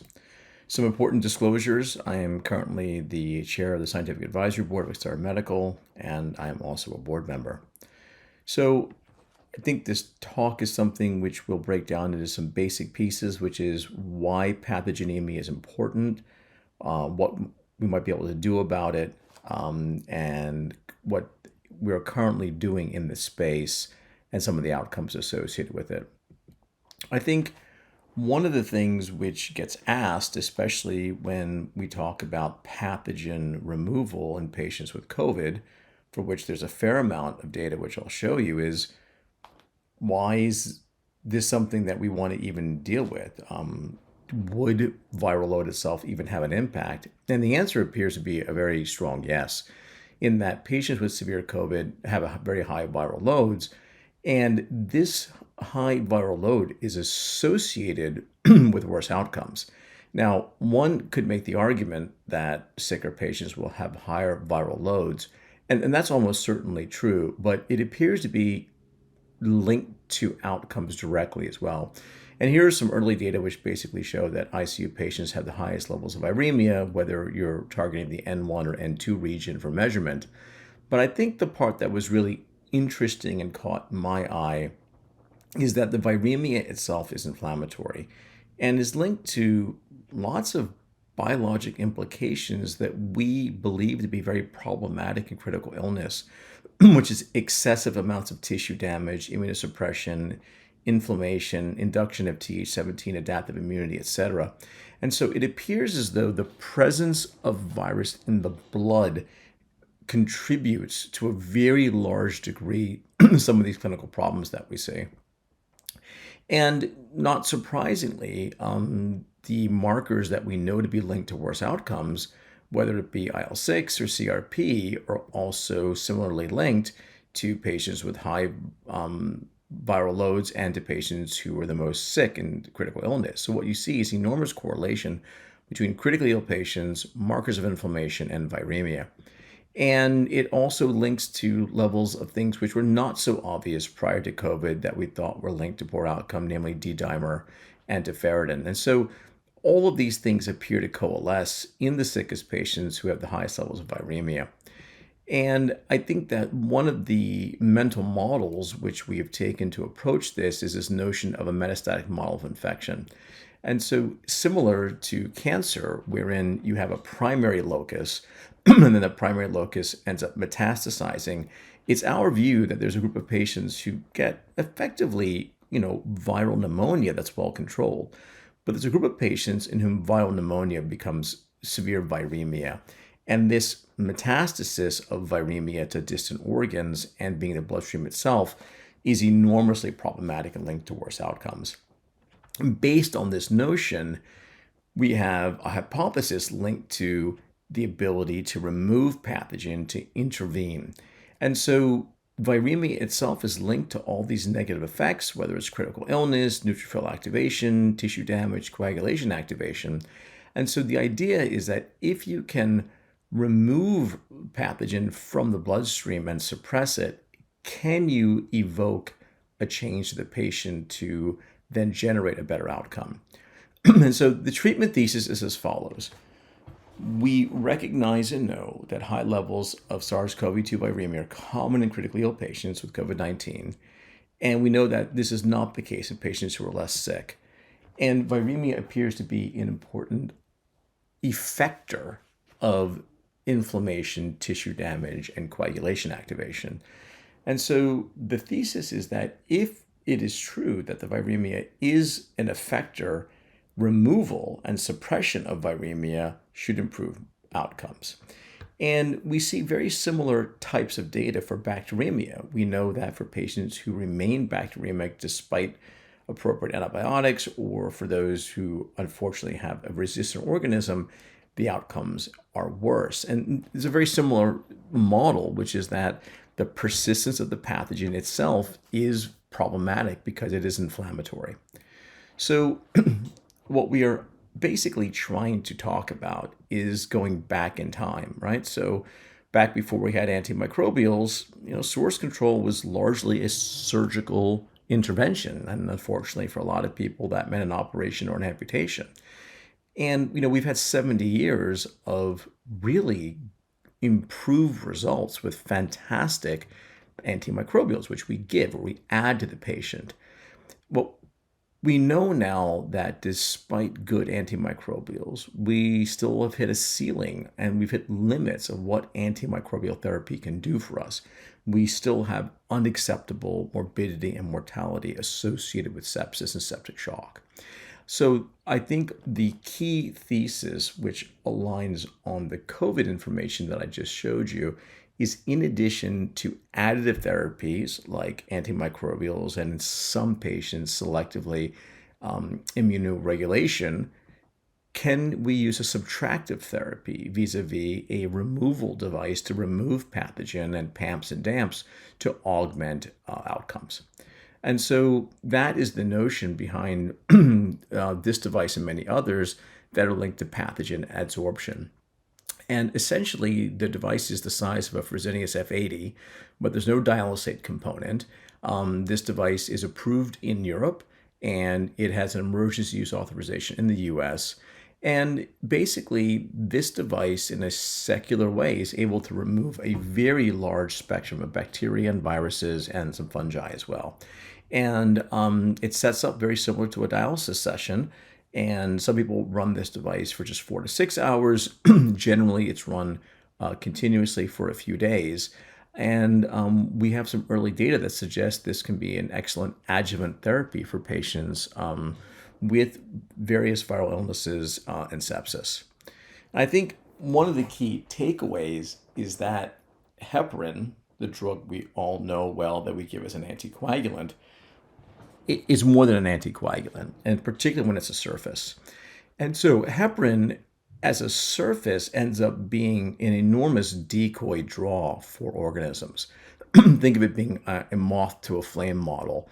And what happens is these organisms covalently attach to heparin as a surface, and they do not release, which therefore allows a device like this one to form the basis of a very effective capture system of grabbing onto pathogens and holding onto them. And because it is heparin, and because heparin is a large constituent of the endothelial glycocalyx, this does not interact in a very negative way with whole blood, like not unlike the way the vasculature does. Other surfaces we know are very problematic when they interact with blood, like charcoal, for instance, which activates platelets. Back in the day, we had very bioincompatible dialysis membranes, which also caused leukocyte activation. What's very nice about heparin as a surface is that it very much mimics the endothelial glycocalyx and therefore is very biocompatible. And I think one can think of this as endothelial glycocalyx replacement therapy. The largest constituent of the endothelial glycocalyx is heparan sulfate, HEPARAN, but heparin is structurally very similar. And so when we put a patient on this therapy, what we're really doing is augmenting the glycocalyx as a functional media to adsorb pathogen, because in patients who are critically ill, they typically have degradation of their glycocalyx. And so I think one of the ways we've thought about this is endothelial glycocalyx replacement therapy. And this is just to demonstrate that this device has an extremely broad spectrum removal, from MRSA to kleptomonia to E. coli, E. faecalis, Acinetobacter baumannii, Serratia marcescens, Pseudomonas, etc. And even though on a single pass basis, there's some variability in the removal of the bacteria, when you run the device over an extended period of time, you get fantastic clearance. And that's essentially the purpose is, can you debulk and pull down sufficient numbers of pathogen to alter outcomes? And this is also the case for various PAMPs and DAMPs and for viruses. I'll show you some COVID data in a few slides. But I think for different kinds of Candida species, and we have some ongoing data in Candida auris, this might be very intriguing. And I think one of the things that we know about various hemoadsorption devices that are on the market, some of them can actually remove antimicrobials. And this is important because if it does remove antimicrobials, it's important to replace that to maintain the antimicrobial level above the MIC. Fortunately, because the surface is heparin and has a very modest interaction at all with any of a large number of anti-infectives. This is just a short list on your right, and we continue to test more and more and should have a broader array to demonstrate that there is not a need for significant antimicrobial dosage adjustment when using this device. And I think one of the pieces of data that was very gratifying to see was that experimentally we knew it should remove COVID, but now that we've been able to treat over 1,000 patients with COVID-19 with the Seraph 100, we actually are able to now show clinically the removal of COVID, and time to removal has been very important.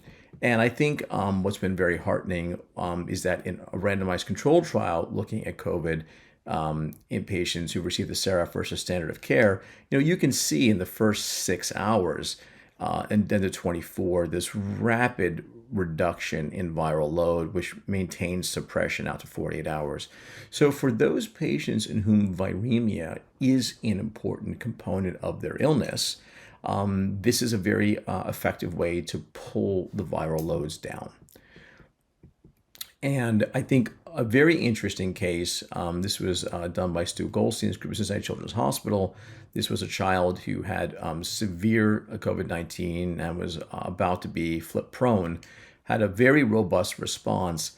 But intriguingly, as if you look on the right panel, as the spike protein levels went down, the anti-spike IgG went up. Now, this could have just been coincidence, but it does strike us as possible that as you remove the virus, it frees up antibody to be available for removing and attaching to other virus, and potentially then to be able to go and get virus that's in organisms like the lung or other organs. This is something which is highly preliminary, very intriguing. We hope to collect more data on this. This patient was at the point in their clinical course where this would not have been the typical time of a large IgG spike titer. But like I said, these data are quite preliminary, and I don't want to overstate them, but it does bring up this very intriguing possibility. And, there's been extensive data in SARS-CoV-2 and COVID treatment with the Seraph 100 device. And we've now will show you some data from a large observational study with a case control where we looked at patients who were treated. This was a challenging study to get done because it was very important for us to get historical controls. There was an improved survival in those patients who received the Seraph 100. And importantly, when put into multivariable analysis and extensive controls, this survival benefit continued to hold up. And so this is now leading us into feasibility for prospective trials with Seraph 100 for septic shock with patients with pathogenemia. And this device continues to be used actively for the treatment of SARS-CoV-2 and COVID-19, for which it has a U.S. emergency use authorization and is being used in Europe. I think one of the things which is attractive about the device is it works for all the different variants. But I do also think that one of the key things that has been a challenge is that because of the dynamic effect of COVID, doing a prospective RCT in COVID with the Seraph 100 has been challenging. And so we've been left to try and put together high-value case control data, as I've shown you here. These are data from a registry that was set up by Jan Kilstein's group. And what they did is they looked at the 30-day survival with the Seraph 100. And what they found is that the overall treatment was better than historical controls. But importantly, earlier use was associated with improved outcome. And so the time to get in and get after the pathogenemia, and I don't think this is surprising to anyone who takes care of critically ill patients, it has to occur early in order to get the benefit. And this is in their set within 60 hours of ICU admission.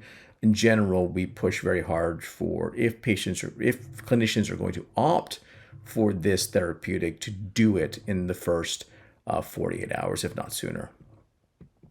This is the case study that was done in the US at the very beginning of the pandemic, which then led to the emergency use authorization.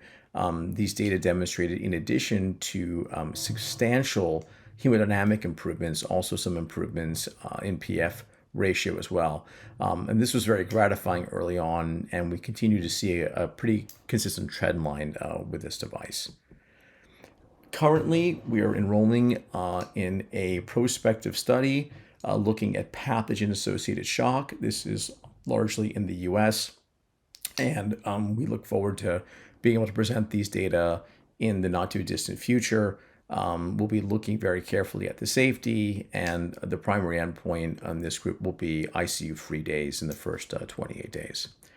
I think that one of the things that is important to recognize is that in this trial, we are specifying patients have pathogen in their blood, early use, and define shock. And this is where we think it makes the most sense for pathogen removal to have the greatest impact in patients with critical illness. And this is essentially an integration of all the data that I've just shown you. There's a lot of interest in using this device, and so there are many case studies and case reports of people developing in other areas. This is not limited to cardiac surgery patients, specifically those with endocarditis. There's been a lot of use in burn patients with resistant organisms, and this has been very interesting data that should be published soon. And there's also been a lot of data in more exotic disorders. I would say exotic because they're exotic in the US and Europe, but we have seen some very nice case reports in malaria. So there is a lot of potential because of the non-specific nature, meaning that this asset can pull pathogen of various types, parasite, fungi, viruses, and bacteria very effectively. And so for those patients where pathogenemia is a large component of inflammation and illness, this type of therapeutic intervention makes a lot of sense. It can be run as a straight hemoperfusion mode in some places where straight hemoperfusion cannot be set up. It can be run with a dialyzer in series. Most of the patients who get the Seraph 100 do not have AKI. We tend to try and use it earlier in the course of therapy, although there are some exceptions to that rule. As far as best practices for circuit management, we've seen a variety of strategies. All of them work. Systemic heparin, regional heparin, citrate anticoagulation, or Gatroban have all been reported and have been used without difficulty. I think one of the key foci for us is we know that for patients in COVID in particular, when they're in this pre-hospital low-flow oxygen, we have therapeutics for them. We have some antimicrobials, we have monoclonal antibodies, remdesivir, now paloxavir, and a bunch of others. And we know patients who are very, very sick, dexamethasone IL-6 blockade can be rational.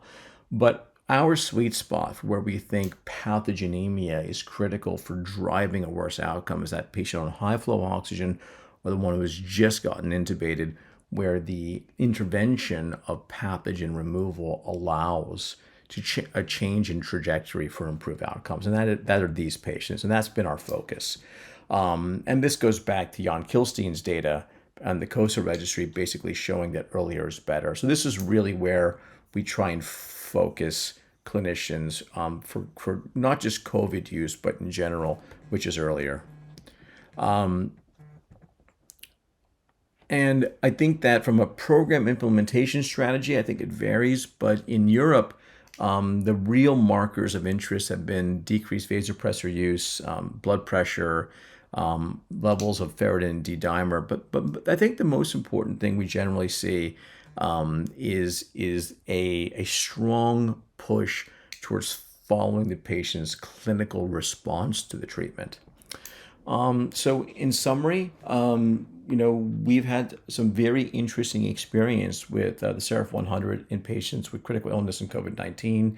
That is far and away where we've seen the largest use of the Seraph 100, well over 1,000 patients with a very good safety profile. Both viremia, bacteremia, and pathogen itself in certain conditions are linked to worse outcome. And in those patients where pathogen removal is delayed or stalled, either to excess production by the patient, inadequate or inefficient use of antimicrobials, this type of early intervention may make an enormous difference.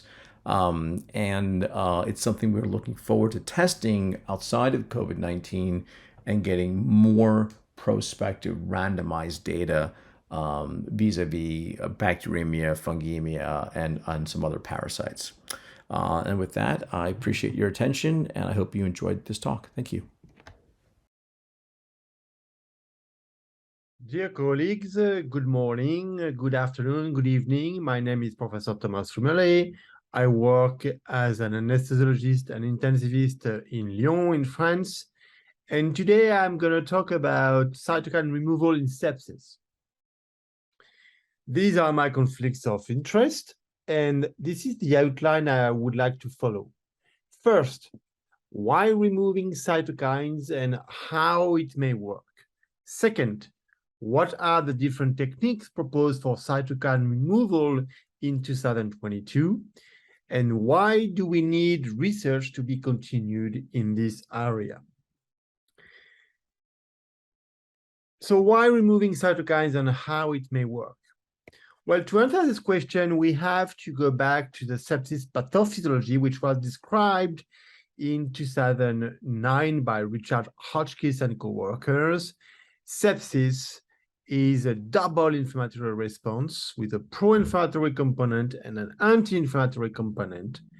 And the net balance is more on the pro-inflammatory side during the first hours of the sepsis time course.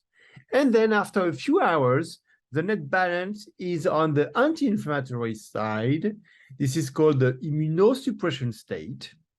And this state is extremely deleterious because at that moment, the patient cannot fight against nosocomial infections, cannot fight against viral reactivations.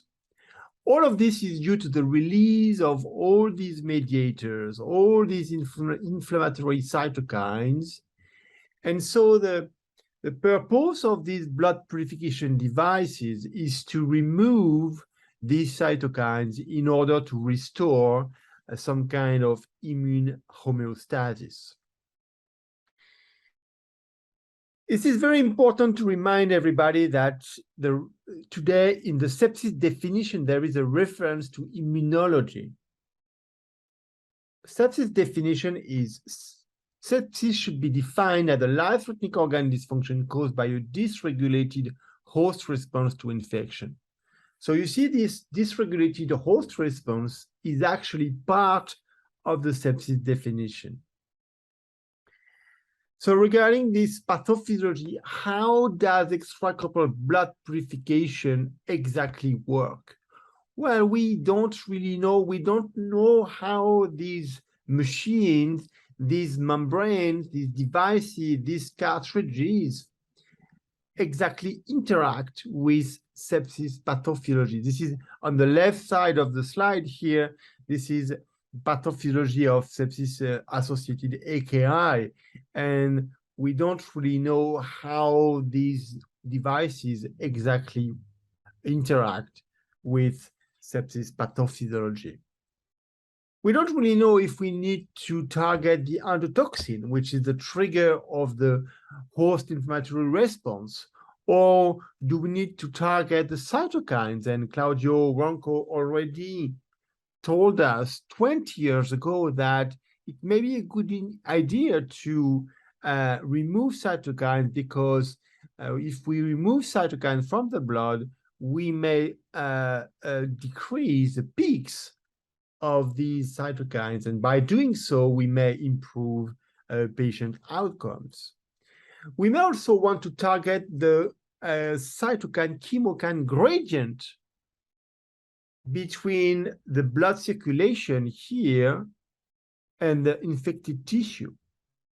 We know that this gradient is extremely important because this is this gradient which drives the leukocytes to the site of the infection. So by running this blood through a blood purification device here, we may restore a good gradient of cytokine and chemokine between the blood and the infected tissue. And by doing so, we may tell the leukocytes to go to the right place, to the site of the infection. We may also target the leukocytes, activated leukocyte, through adsorption. This is a sorbent here, and you can see on electronic microscopy and immunofluorescence pictures that this device is able to adsorb directly the leukocytes on the beads of the cartridge. So it's technically possible to remove activated leukocytes now in 2022. There is also the possibility to create an interaction between the sorbent and the leukocyte when they hit each other. And by doing so, the expression of monocytic HLA-DR may be restored. It's a sort of leukocyte reprogramming. And that's another hypothesis of the blood purification mechanism. So what are the different techniques proposed for cytokine removal today in 2022? Well, I made this table a few weeks ago, and you can see here you have on the top left, you have the hemoperfusion devices, the sorbents, polymyxin B hemoperfusion, CytoSorb technology, LPS adsorber, and the Jaffron technology with HA330 and the device HA380.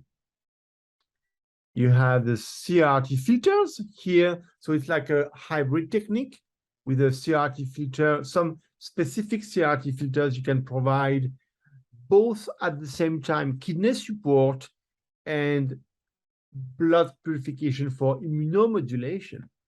And I'm talking here about the Oxaris filter, the PMMA filter, and the MIC2 filter.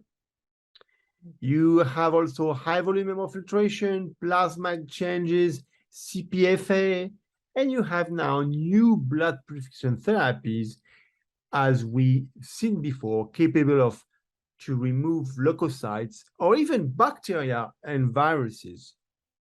And I'm not going to talk so much today on these devices because they are out of the scope here of this talk. But let's talk about CytoSorb, because this is typically a hemoperfusion device that can remove cytokines from the blood. And I wanted to report here like a work that was done like almost more than 10 years ago by, it's an animal work from Professor Peng from China when he was working in Pittsburgh with Professor Kellum. He was one of the first to demonstrate that the CytoSorb technology is able to remove cytokines from the blood of these animals. TNF alpha was adsorbed, IL-1 beta, IL-10, and IL-6 clearly was removed. These cytokines were removed from the blood. Another hemoperfusion device, the Jaffron technology, HA330 and HA380.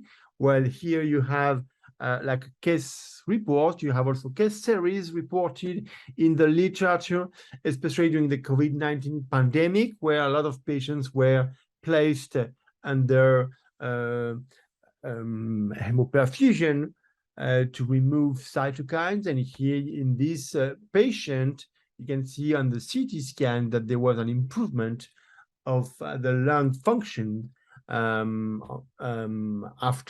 hemoperfusion. Let's talk a little bit about Oxaris, high adsorptive hemofiltration. And we have this publication from Marcus Broman from Sweden. It's a randomized crossover study comparing Oxaris versus and 69ST membrane. And in this work, Professor Broman reported that a better removal of endotoxins with Oxaris, a better removal of cytokines, and an impact on biological and clinical parameters, because there was a better decrease of the norepinephrine requirement and a better decrease of the lactate level with Oxaris. Let's talk a little bit of plasma exchanges. Actually, 20 years ago, Dr.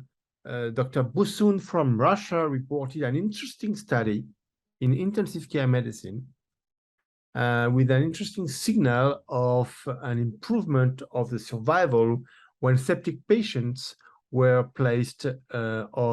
received plasmapheresis as compared to a control group.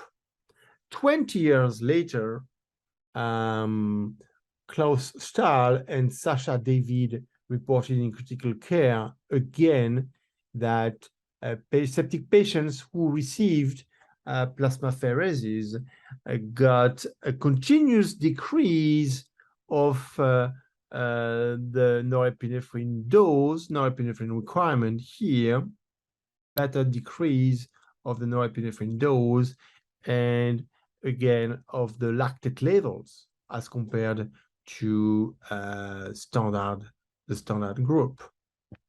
So plasmapheresis may be interesting in sepsis and needs more studies to see if these results can be confirmed.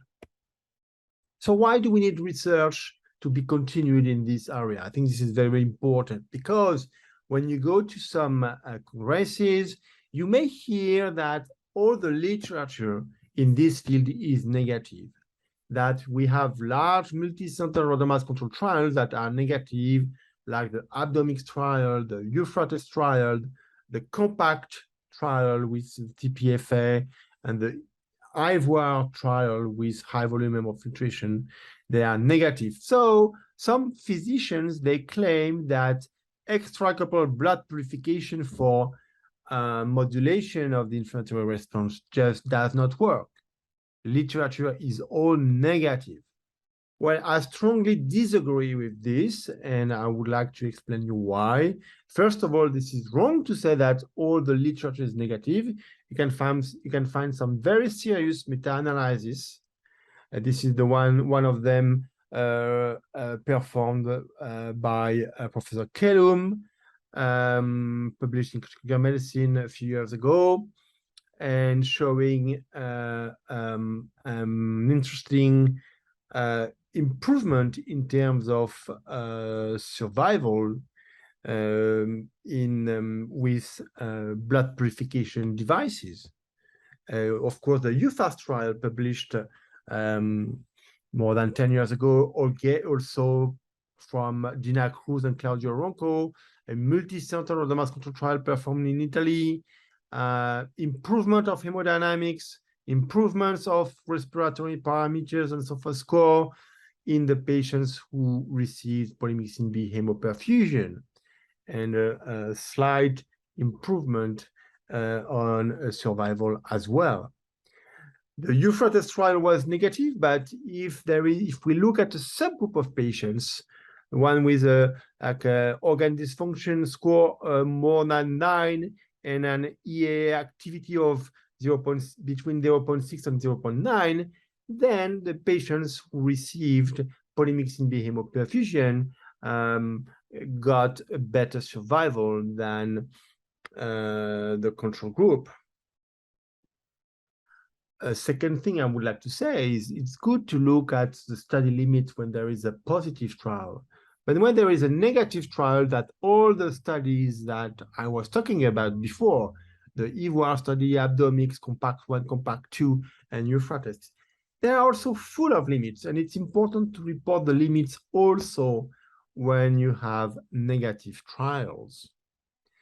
And if you still don't believe me that it's important to continue research in this field, you can ask the sepsis experts. Every 4 to 5 years, the sepsis campaign is released in the literature. So all these sepsis experts were asked, what do you think about extracorporeal blood purification for sepsis? And the answer was very clear. The confidence in the evidence is very low, either in favor or against blood purification techniques. So additional research is warranted in this field. They were saying this during these two publications. And why we have these large randomized control trials that are negative? Well, it's important to remember this when you want to test anything in intensive care. a drug, a technique, a therapy, a strategy. And if you apply this intervention to a too large population, a too heterogeneous population, like in sepsis, and if you do the statistics on all the population, you may not see the positive impact of your intervention on a subgroup of patients. And that's a pity because a lot of drugs, a lot of strategy have probably been destroyed by this problem. And I think it's important to look at, to select correctly your population you want to study. Another way to express this is this publication published last year. You need to look at the right subpopulation, because if you look at a too sick population, then there will be no difference between your intervention and the control group, because the patients are going to die anyway. They are too sick. And if you look at a population which is not so sick, then they are going to survive anyway. And you are not going to be able to show the positive impact of the strategy you want to apply. But if you take the right population, an intermediate population in terms of severity, then you may see the impact of the therapy on the septic patients. Last but not least, I think it's very important to acknowledge that all the industry is very active in this field, and years after years, we have new devices arriving on the market, able to remove antitoxins, cytokines, leukocytes, bacteria, viruses, fungi. Now, everything is able to be removed from the blood in sepsis. The problem is that our medical knowledge is here, and we improve this very slowly. And the gap between the two, I think, is increasing. And this leaves us with 4 important unanswered questions. How do these therapies exactly interfere with sepsis pathophysiology? We don't have the full answer. Which patients exactly should benefit the most from these devices? We don't really know. Which timing? What to ultimately remove? All these questions need answers. In conclusion, I would like to highlight that in 2022, immunology is now part of the sepsis definition. It's part of our daily clinical practice in the ICU. We have various extracorporeal techniques that are available to achieve cytokine removal in sepsis. But we have many unanswered questions regarding how those therapies may work, including if and when those techniques should be applied in sepsis. That's why I think, and I hope I was able to convince you that additional research in this area of critical care is definitely warranted. Thank you very much for your attention.